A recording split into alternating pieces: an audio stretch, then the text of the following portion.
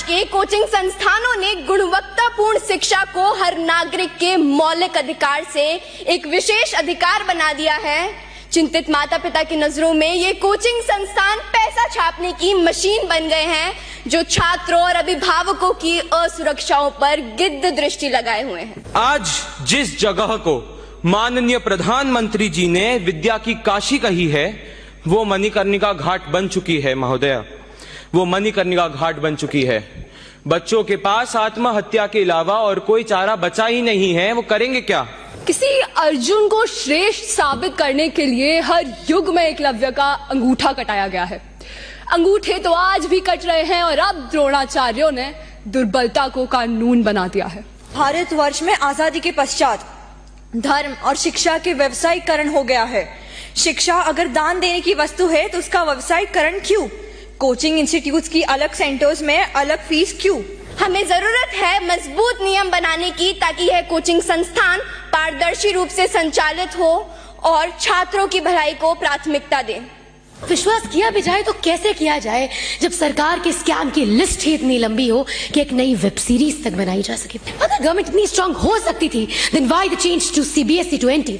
CBSE have taken a lot of steps. They have conducted an entire re-NEET because of 44 boys. आज के coaching संस्थानों ने गुणवत्तापूर्ण शिक्षा को हर नागरिक के मौलिक अधिकार से एक विशेष अधिकार बना दिया है। चिंतित माता पिता की नजरों में ये कोचिंग संस्थान पैसा छापने की मशीन बन गए हैं, जो छात्रों और अभिभावकों की असुरक्षाओं पर गिद्ध दृष्टि लगाए हुए हैं। आपको यह जान के हैरानी होगी कि हमारे देश के प्रतिष्ठित कोचिंग संस्थानों में 120 से भी ज्यादा छात्रों के लिए केवल एक अध्यापक नियुक्त होता है। क्या यह पर्याप्त है? साथियों, याद रखिए, संघर्षों के साए में इतिहास हमारा पलता है। जिस और जवानी चलती है उस और जमाना चलता है। हमें जरूरत है मजबूत नियम बनाने की, ताकि यह कोचिंग संस्थान पारदर्शी रूप से संचालित हो और छात्रों की भलाई को प्राथमिकता दें। हमें खुद से पूछना चाहिए कि क्या हम ऐसी शिक्षा प्रणाली को कायम रखेंगे जो गुलामी के कालखंड में साजिशन रची गई थी, या फिर हम एक नए रास्ते पर चलेंगे जो विचारों की विविधता का जश्न मनाता हो, हर व्यक्ति को स्वतंत्र रूप से सशक्त बनाता हो।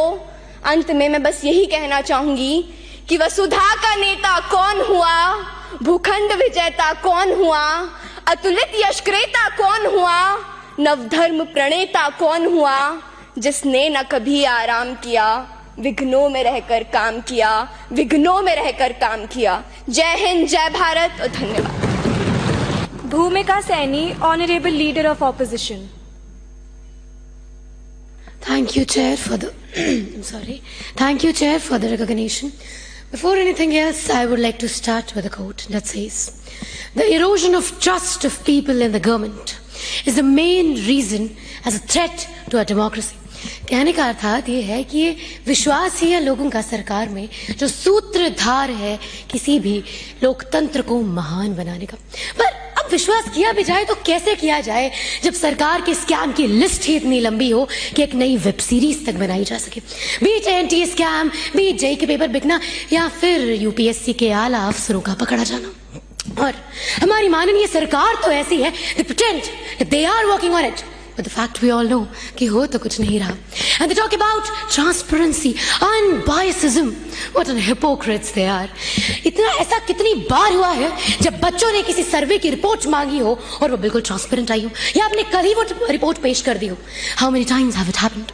इस बात में कोई दो राय नहीं है कि हमारा लोकतंत्र विश्व का सबसे महान और सबसे बड़ा लोकतंत्र है। We have the largest constitution. Even our legal laws are stronger than USA. But where we lack is the implementation of these laws. And the reason? Corruption, political interest. We never know when this precious circle of studies become the vicious circle of political interest. And here, I would like to urge this entire hall that we don't need government. अरे लोगों का तो विश्वास ही नहीं है। जहाँ विश्वास ना हो वहाँ कोई रेगुलेटरी फ्रेमवर्क कैसे चल सकता है? When people are dying, when the kids are dying, how can you say कि आप कोई रेगुलेटरी फ्रेमवर्क देंगे और लोग उसको अंधाधुंध विश्वास करेंगे? Never. We need an independent body. It's an era of specialization.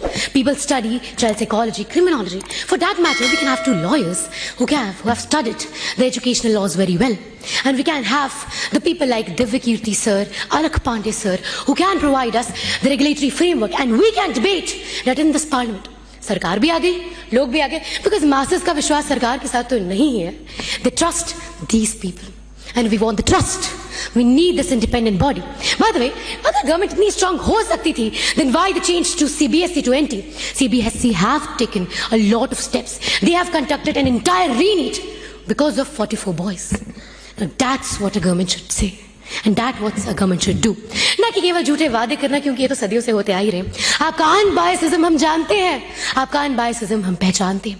At the end, I would like to urge to the government that please, once again, please appropriately mention child health in your guidelines and focus on the child welfare.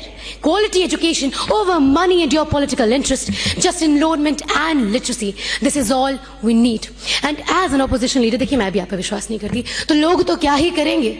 लोगों का विश्वास पाने के लिए चीजों को सही करना पड़ता है. बातें और वादे नहीं किए जाते, उन वादों को पूरा भी करना पड़ता है. ये बच्चों की जिंदगी है, कोई मजाक नहीं जिनके साथ हम खेलें. और आपके रेगुलेटरी फ्रेमवर्क्स के लिए we are very sorry. Please work on them and have an independent body which people trust, not your vicious cycle of money, sir. Thank you. एक और स्टूडेंट ने की आत्महत्या. A 16-year-old JEE student attempted suicide in Kota. हम सब सोचते होंगे इसने सुसाइड अपनी स्टडी प्रेशर्स के लिए की होगी, लेकिन इसके पीछे जिसका हाथ है उन्हें हम कुछ नहीं बोलते. Coaching centres. जी हाँ, coaching centres. In spite of knowing the error in the functionality of these coaching centers, we did not say against anything. महोदया, भारतवर्ष में आजादी के पश्चात धर्म और शिक्षा के व्यवसायीकरण हो गया है. शिक्षा अगर दान देने की वस्तु है तो उसका व्यवसायीकरण क्यों? कोचिंग इंस्टीट्यूट्स की अलग सेंटर्स में अलग फीस क्यों? The classes in these coaching centers have been divided on the basis of the students' intelligence level.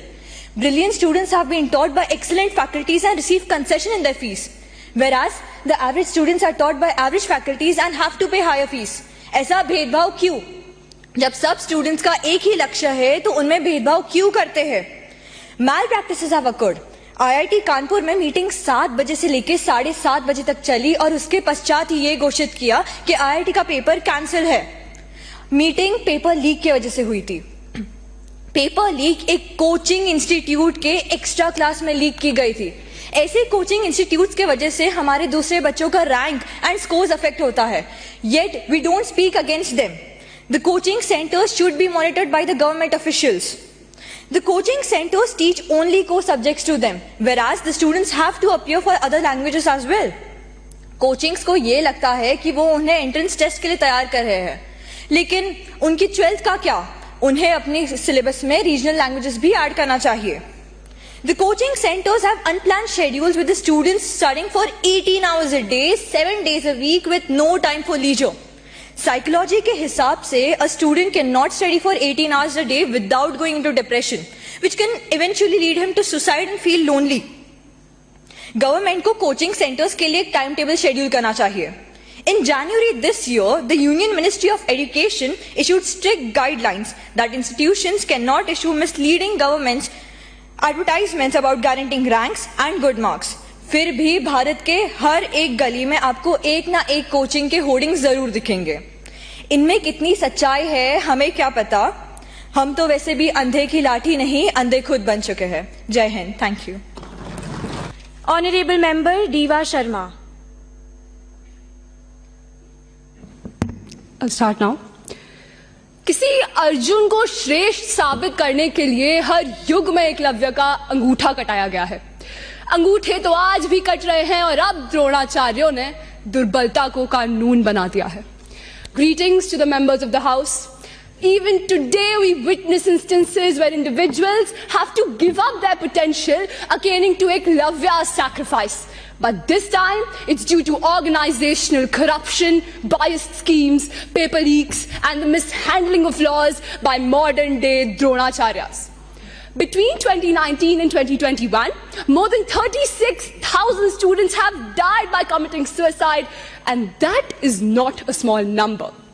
Upon seeing this, our government decided to wake up from its sweet slumber and gave us the 2024 regulatory coaching guidelines. However, they've missed the mark with this one, and let's see how.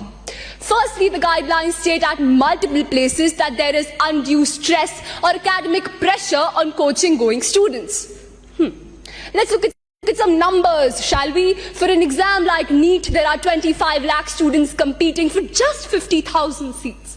For an exam like JEE, there are 14 lakh aspirants vying for 14,000. So no, I disagree with the government on this premise that even though coachings may create pressure on students, one of the major reasons for stress in their life is the limited number of government college seats. A simple solution involves increasing the number of seats available, but our government has not paid heed to that either. A new regulation in the guidelines state that no student below the age of 16 can enroll in private centers. However, what we are forgetting, ladies and gentlemen, is that preparation for higher competitive exams like UPSC, JEE or NEET isn't done overnight. It takes time and efforts of early foundational courses. But with such provisions, we're robbing the younger generation of beautiful opportunities. Honourable Member, kindly conclude your speech. India's education system is severely underfunded, with most states just allotting 2.5 to 3.2% of their GDP to education, which is far below the Kothari Commission's recommended 6%. So I urge the government to finally start investing more in building better infrastructure and teacher skills. Honourable Member Vihan Bajaj.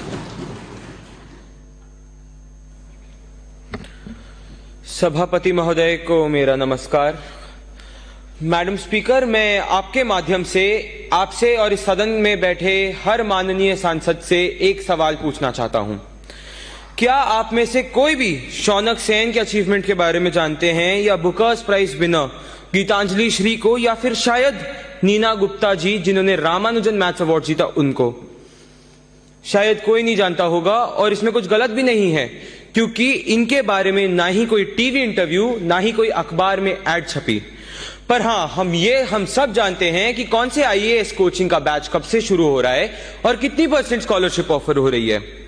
A survey by THK Jain University has stated that 55.3% of all advertisements in newspapers are about coaching institutes, and these advertisements, Madam Speaker, are what poach the Dalits, the EWS, the weaker sections of the society, the lower middle class and the upper middle class, into joining these institutes and losing their children. आज जिस जगह को माननीय प्रधानमंत्री जी ने विद्या की काशी कही है, वो मणिकर्णिका घाट बन चुकी है महोदया, वो मणिकर्णिका घाट बन चुकी है। बच्चों के पास आत्महत्या के अलावा और कोई चारा बचा ही नहीं है, वो करेंगे क्या? Chairperson ma'am, I agree that the budding coaching institutes are just because of the failed Indian education system, and we have no choice. We can't eradicate them because they provide employment to 1 lakh people and generate an annual revenue of 58,000 crore rupees. But surely the government should take some steps to regulate this. I appreciate the government's efforts on the coaching institute policy which they produced, but are they enough? And the answer is absolutely not. And this is not just by me, by the Delhi High Court Justice D. Murugan son. He said that, and I quote, ma'am, I quote, "This is for immediate attention for the government to act on by creating a regulatory body with appropriate powers to regulate such coaching institutes, as the current policies are completely insufficient." Moreover, ma'am, the new coaching policy has no mention to ensure transparency. I request the government to add this point to their policy also. The child to psychologist ratio currently in Indian coaching institutes are either 100:1 or maybe 150:0 at some places. सभापति महोदया, मैं कोई बड़ा परम ज्ञानी तो नहीं, पर हाँ, मेरे तजुर्बे से मुझे 2-4 सुझाव जरूर देने हैं माननीय मुख्यमंत्री और उनकी कैबिनेट को। पहला तो गवर्नमेंट को एक स्टैट्यूटरी बॉडी एस्टैब्लिश कर देनी चाहिए किसी एक्ट के माध्यम से या एजुकेशन पॉलिसी में अमेंडमेंट के माध्यम से, ताकि इन कोचिंग इंस्टीट्यूशनों पर रेगुलेशन रखा जाए।